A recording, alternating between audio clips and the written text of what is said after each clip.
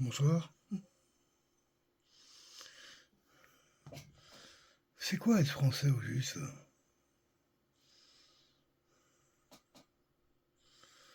Est-ce qu'il est possible de concevoir l'esprit, la tradition, la langue française hors la religion catholique?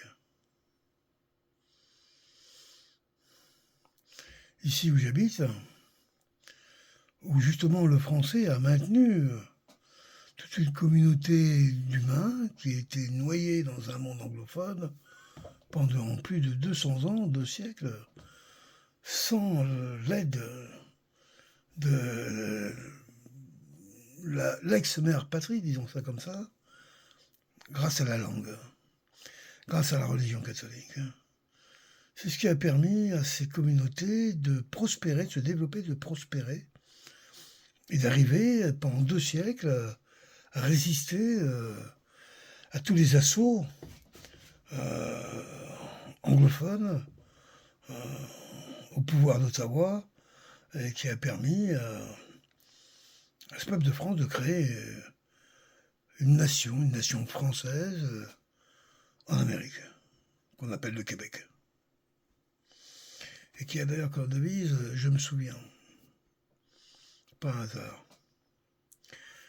Depuis une cinquantaine d'années où la religion catholique a été jetée aux orties avec une vitesse incroyable, pas partout, mais en ville entre autres, qu'est-ce qu'on voit apparaître?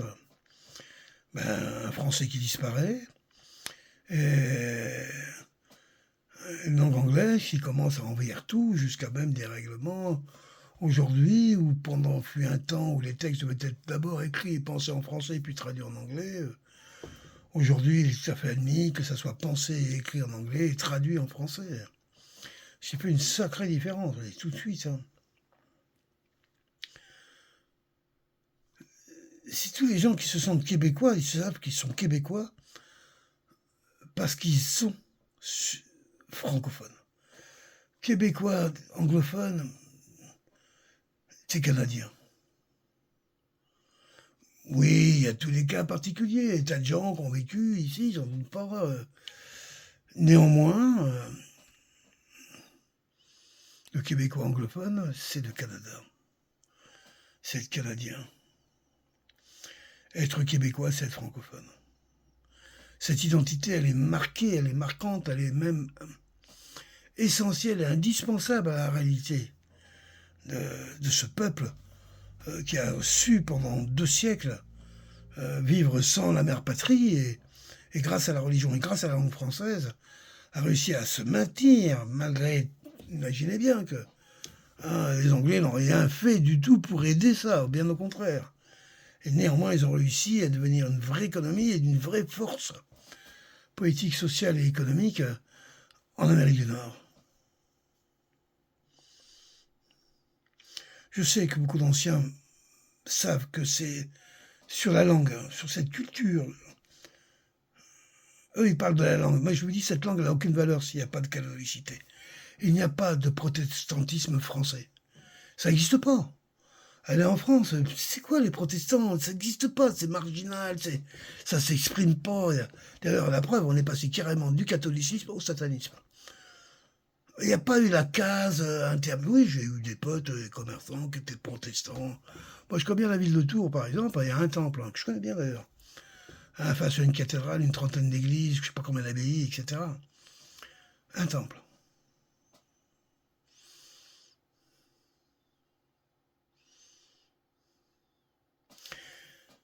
Si, comme disait le général de Gaulle, j'ai écouté ce discours il y a 6 jours derniers.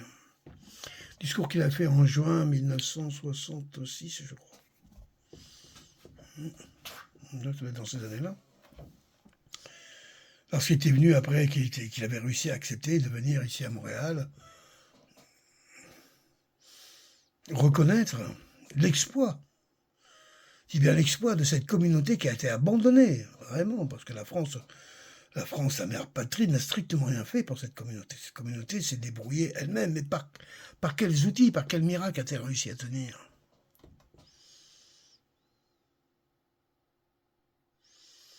Le protestantisme, voyons,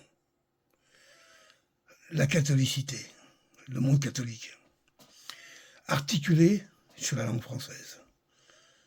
Ouais, le joual, si on veut, mais c'est un joual français. Mais articulé sur cette religion catholique.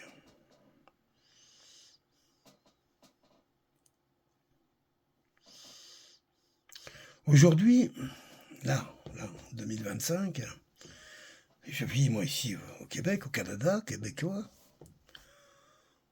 Qu'est-ce qu'on constate chez nos voisins américains, avec ce qui vient d'arriver avec l'assassinat, l'exécution, je dirais, l'exécution plutôt que l'assassinat, l'exécution de Charlie Kirk en public.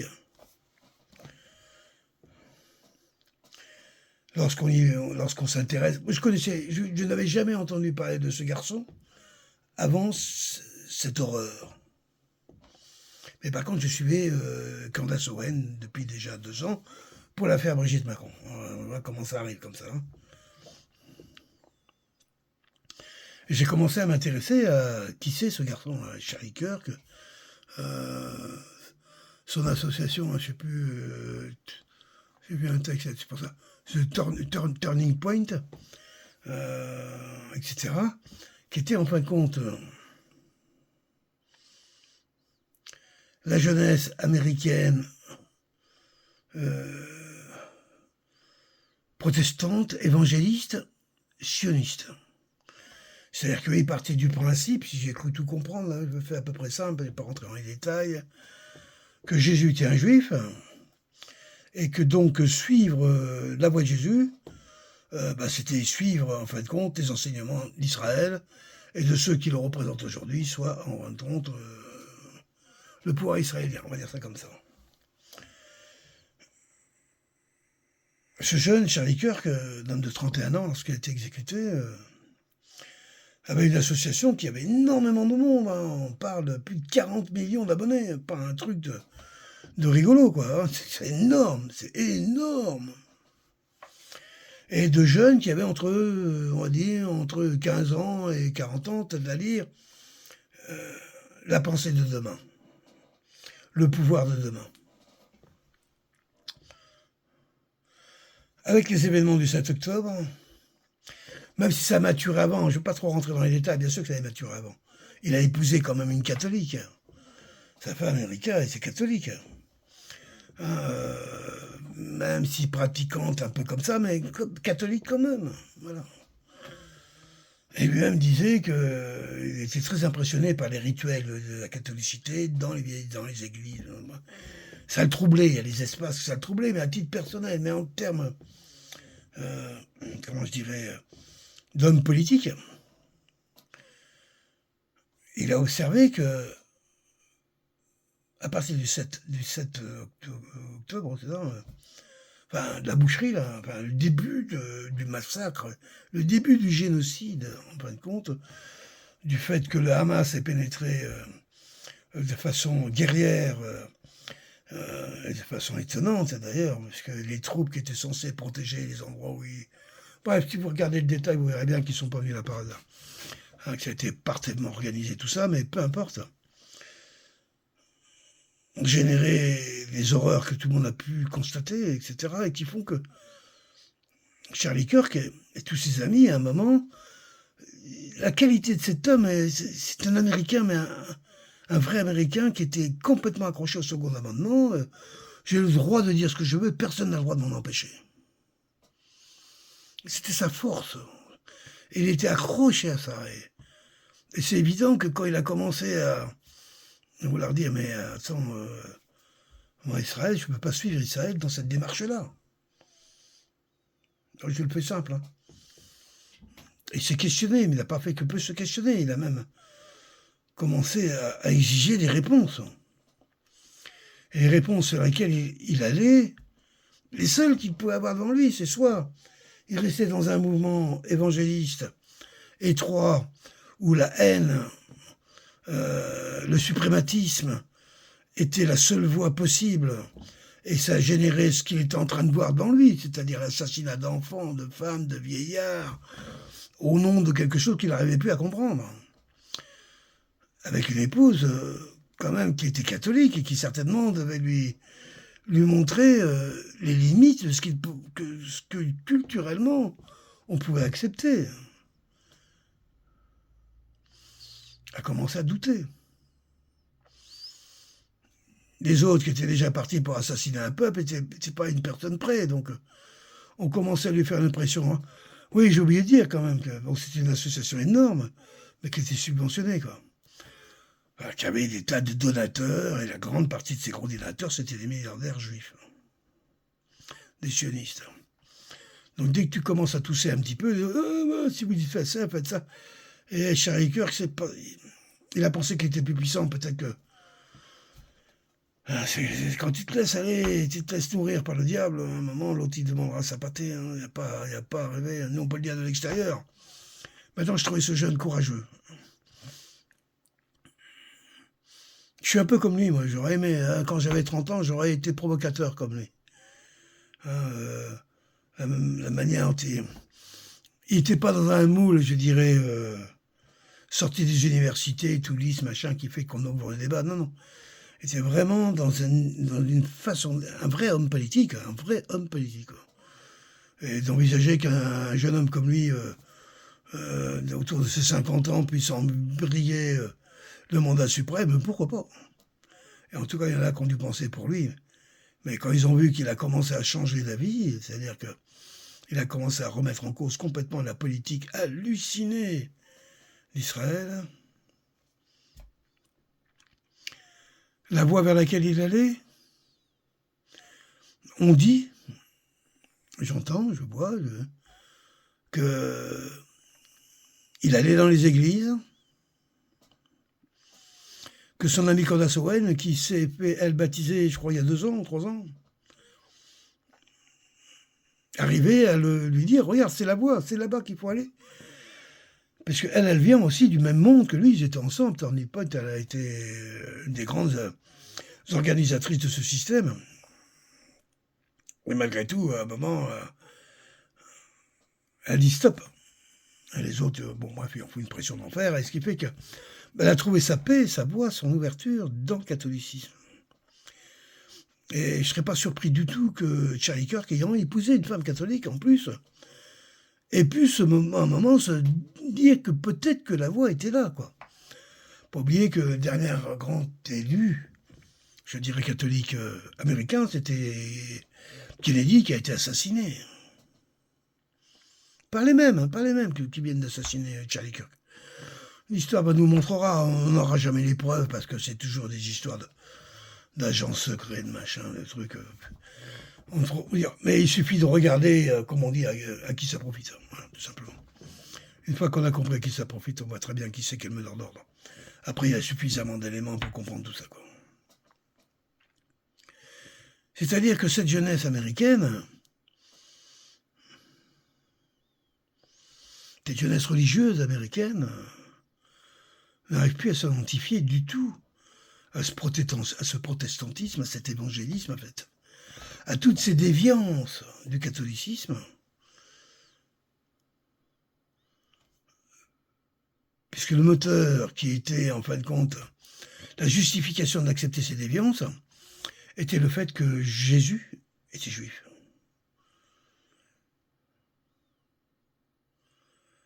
Mais Jésus est né juif, mais il n'est pas mort juif. Il est mort libre. Jésus a été assassiné par ses pères. Assassiné. J'adore le film La Passion de Mel Gibson qui l'exprime très très bien. Je partage à 3000% ce qu'il dit. C'est ce qui lui a valu d'ailleurs se faire expulser d'Hollywood.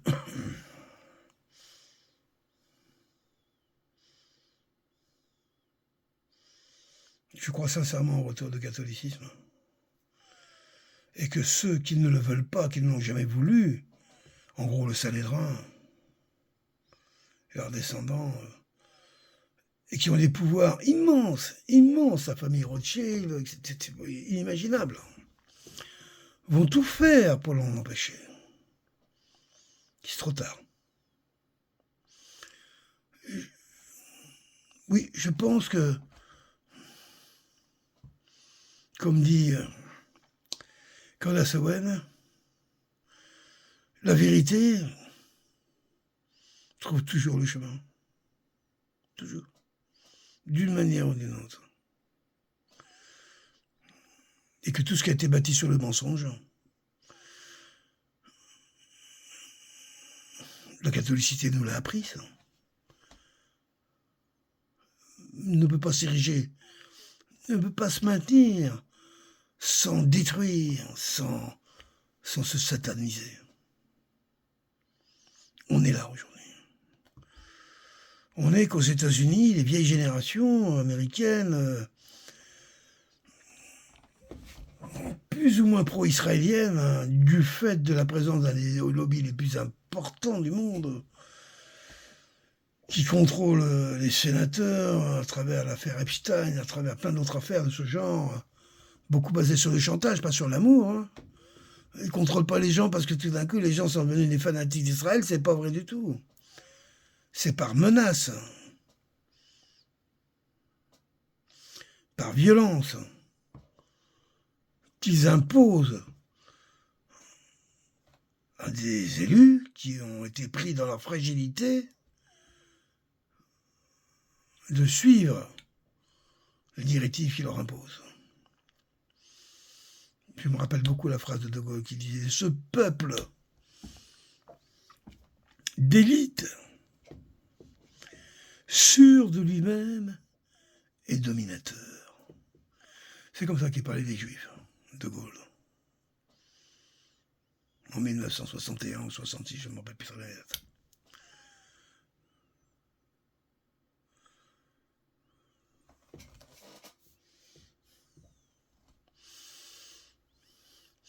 Aujourd'hui, je vais le dire comme ça, c'est Ancien Testament ou Nouveau Testament. Il n'y a pas de voie alternative. Jésus, c'est le Nouveau Testament. Ce qui nie l'histoire de ses pères. Lui qui nie le ni pardon ni oubli. Au contraire, lui, il est pour le pardon et l'amour. C'est une autre philosophie. Et effectivement, lorsqu'on est dans le pardon et l'amour, la finance n'y a pas sa place. L'intérêt non plus. La preuve, la religion catholique est contre l'intérêt. Comme la religion musulmane d'ailleurs, hein, qui n'a pas oublié ça.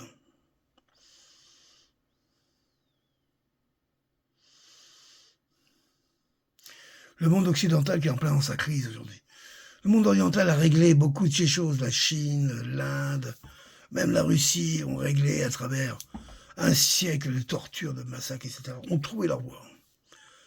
Ont fait leur, comment je dirais, leur équilibre, leur synthèse pour adhérer pleinement au monde d'aujourd'hui. Sauf l'Occident. L'Occident qui vivait toujours de raquettes, d'esclavagisme, de négriers, d'histoires pourries. À vouloir toujours contrôler, travail pour moi, des esclavagistes. Je ne parle pas des populations, je parle de nos élites, de nos dirigeants, des pouvoirs. Les populations, le peuple français est un peuple extraordinaire, ingénieux, travailleur et bon paysan, et certainement pas raciste comme on essaie de faire poser. C'est pas vrai, c'est pas vrai. C'est un peuple doux, intelligent, travailleur, ingénieux. Et multiforme. Je rappelle à tous les crétins de racistes, il n'en manque pas dans la droite française, que j'appartiens, moi, à une communauté d'hommes françaises qui est depuis plus de 5 siècles. Et sont de couleur. Et vous, les Savoyards, vous y êtes depuis combien? Un siècle. Vous êtes français. Les Corses, 250 ans. Il y a plein, la France, c'est un cosmopolitisme, c'est un berceau des hommes libres. Des hommes qui ont envie de vivre entre eux. Pas contre les autres. Entre eux. Avec la bénédiction du territoire et avec une lumière supérieure qui s'appelle la catholicité. Qui croit, je ne sais pas ce qui se passe au Vatican à l'heure actuelle. On a un pape, là, Léon XIV, qui est en train de boxer dans tous les sens. On verra où ça va aller, mais les ouvertures sont alléchantes. En tout cas, moi, pas quelque part, qui avait complètement abandonné, je dirais depuis Jean-Paul II, en gros, un regard vers le Vatican, en accélérant. Et là, tout d'un coup, ah bon, hein, il y a quelque chose qui se passe à nouveau, là. Jésus come back. Oui, Jésus come back. Ouais. Jésus, roi du monde. Ouais, j'aime cette phrase, elle est jolie, elle est belle. En tout cas, roi du monde occidental. Le monde occidental a besoin de retrouver sa plénitude en sortant d'exploitation des eaux, des guerres n'en plus finir, des massacres, des boucheries que nos élites nous ont imposées pendant plus de 5 siècles.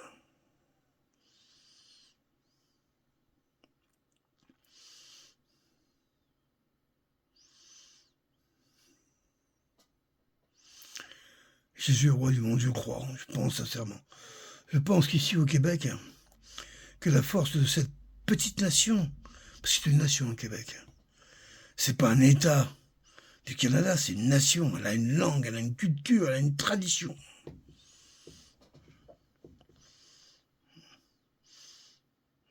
Sa force, c'est sa langue, et sa langue, elle ne dépend que de sa religion. Il n'y a pas de protestantisme français. Si la voie, c'est le français, ça sera le la catholicité. Modernisée, comme propose le pape, l'ordination des papes, des hommes mariés, faire rentrer les femmes dans la gestion d'église, tout ça, c'est moderniser l'église. Mais dans la catholicité, dans l'amour du Christ, de Jésus-Christ. Et il n'y a aucun judéo-christianisme, ça n'existe pas. Les Juifs ont ceux qui ont assassiné le Sanhédrin, c'est eux qui ont assassiné Jésus. Et dans une violence inimaginable. Afin de nous imposer, pour les siècles et les siècles, leur autorité nauséabonde, malsaine, basée sur des délires qui sont le ni pardon, ni oubli. Alors, moi je suis la voix de le pardon et l'amour que le Christ nous a enseigné. Aimons-nous les uns les autres.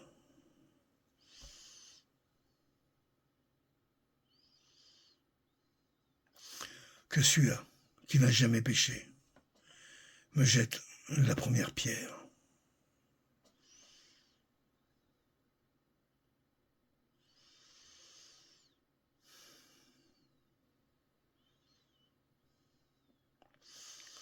Comme a dit le général de Gaulle, vive le Québec libre.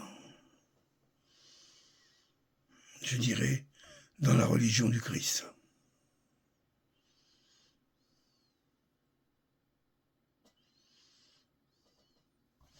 Merci.